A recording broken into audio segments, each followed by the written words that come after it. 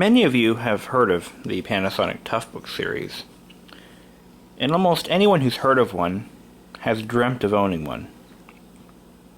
Well, this is one.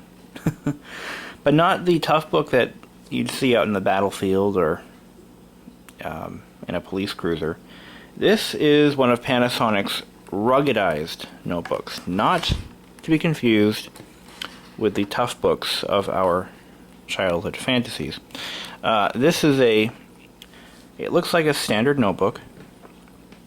It doesn't have the hard alloy case built in, or the heavy grab handle, or waterproof port covers, or the bulletproof screen. Nothing like that. This is mainly designed as an alternative to the run-of-the-mill laptop like this Dell here. It can take a fall. You know, you might be able to throw it across the room once before it breaks. But it can't be taken outdoors and used as a field notebook like the militarized Toughbook. It's really just a hardened version of your average notebook, is all it is. It does have the gel-mounted hard drive carrier, and it does have a metal cover on the LCD, but that doesn't really add any protection to it, really. It just means that it won't crack. I believe it has, better quality hinges than your average notebook, and the major weak spots have been addressed. And what's even more unique is it has a trackball. And you'll be even more surprised when you find out it was made in 1999. This may be the very last laptop to have a trackball. I haven't seen anything in my entire life this new with a trackball. But I also have the docking station for it, which is sitting over there on my table. I'll show you that in a little bit. Let's go ahead and fire it up. It does have a battery that still holds a charge, so we'll power it right off the battery.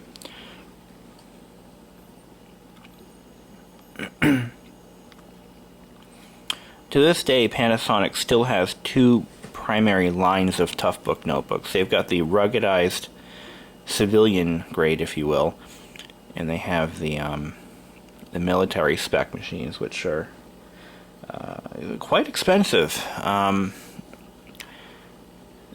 When this notebook was made, it probably sold for about $3,500, but possibly less, because the militarized version was about $7,000, if I recall.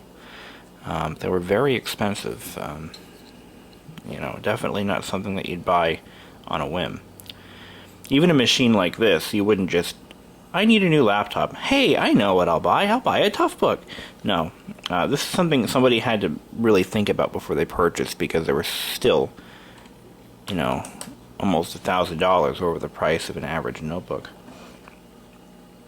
What's even more surprising is it's as if they designed this notebook in like 1994 and never changed it. I mean, I know Panasonic actually does do that legitimately. They keep one design and they upgrade it with the times over the course of 5 or 6 years. And I think this might be one of those machines that was designed way back, and they kept it going until the turn of the century, because it's very chunky, reminiscent of an old Compaq or an old Sager, I think. And the Toughbook logo is just a sticker. It's not like it's printed on the notebook or anything. It's running Windows 95, which is, again, even more surprising. It is a Pentium 2. That's what's in it now. Let's see what it is. So my Dell is a Pentium 2 400. This is a very awkward trackball. Very awkward, as it's recessed into the machine, and it's just difficult to use. It's got 64 megs of RAM. This is the original Panasonic build. It was owned by the Colonial Life and Accident Company. Let's see what DXDiag tells me. I'm going to say it's probably a 266. Oh wait, that's not in Windows 95. Idiot. Of course they left all their data on the machine. According to some of the date stamps on these files, this was last used in around 2005. So it's been in service for 5 years, give or take. It still has AOL on it. Wonder what that does. But yeah, I don't know what I'm going to do with this machine. It's not like I need another Windows 95 laptop, but it is definitely cool because it's still a Toughbook, regardless of what series it is. You know, I like to think of them this way. You've got the military Toughbook, which is like an original Hummer. It is the strongest laptop you can buy, as far as I know. And then you've got the civilian version, or the lower budget version, which is what we have here. And that, think of that as like a Hummer H3. Okay, we're gonna skip the H2 for now because it's yeah, this has an account still on it. Interesting. No password saved, which is it's a good thing because you never know. Oh wait, this one is stored. Oh man, people need to learn. Delete your stuff before you get rid of a computer. Always delete your stuff, but they don't do it. Anyway, I'll take care of it. So let's take a look at what it has for features. Again, this whole control panel layout is just so early 90s. You can't believe it. Put it to sleep. Wire drive is still going. Come on, shut down. Still. Oh, there it goes. Come on. Well, maybe it's not in such good sleep. Be that way. Alright, we're going to shut it down. I want to see what it has for a processor.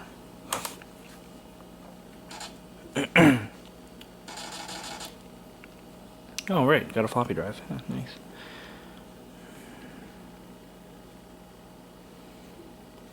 Come on.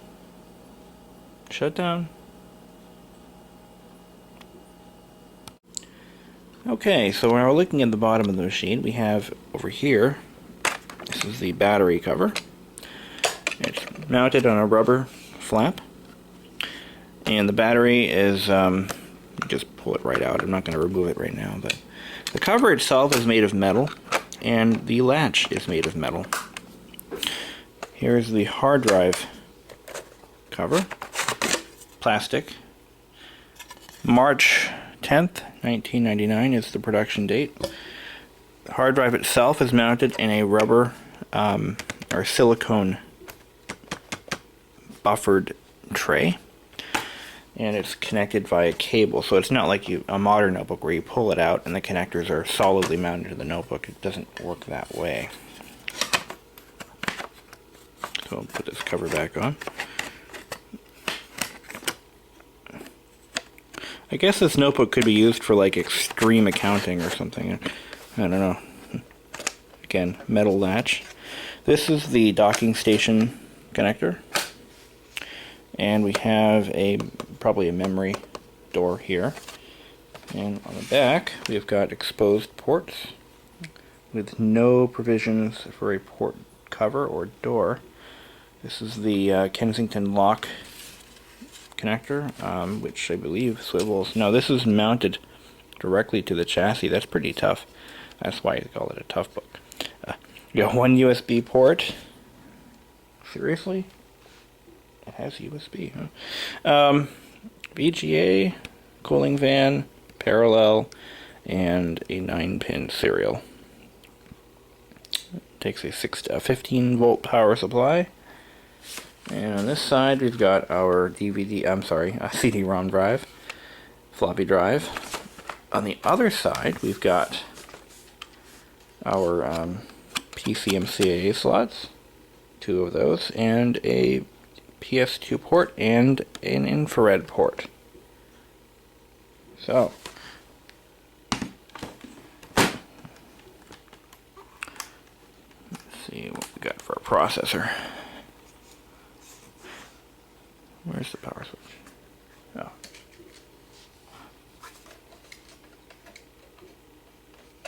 Come on. There we go. So let's try to get into the BIOS menu.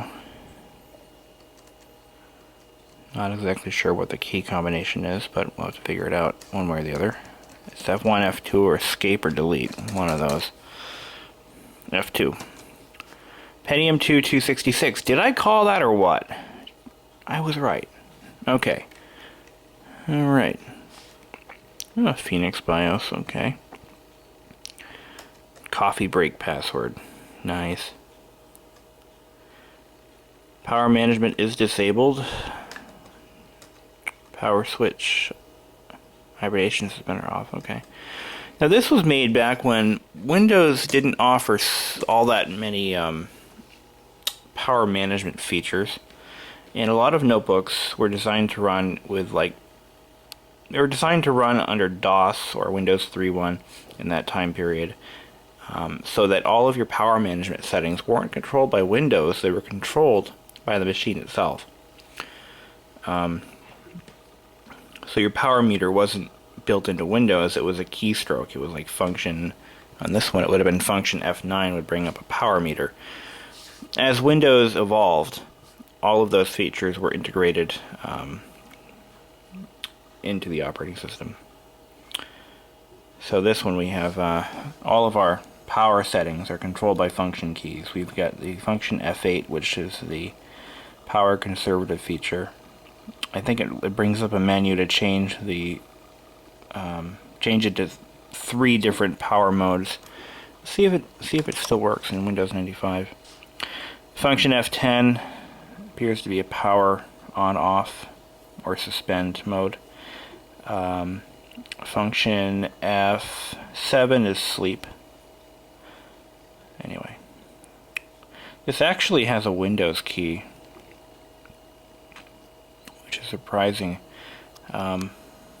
for such a vintage machine. I say that because it's as if the notebook was designed during the Windows 3.1 era, but yet it has a Windows key. It has USB, but it's shipped from the factory with Windows 95. It's kind of a mutt, I guess. Panasonic was good for that.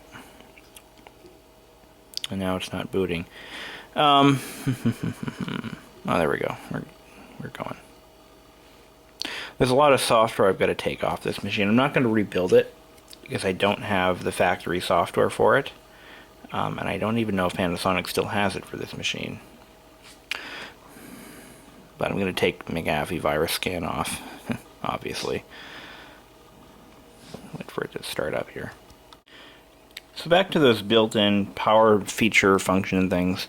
Function F9 brings up the power the remaining power in the battery indicator, fuel gauge. Function F8 is our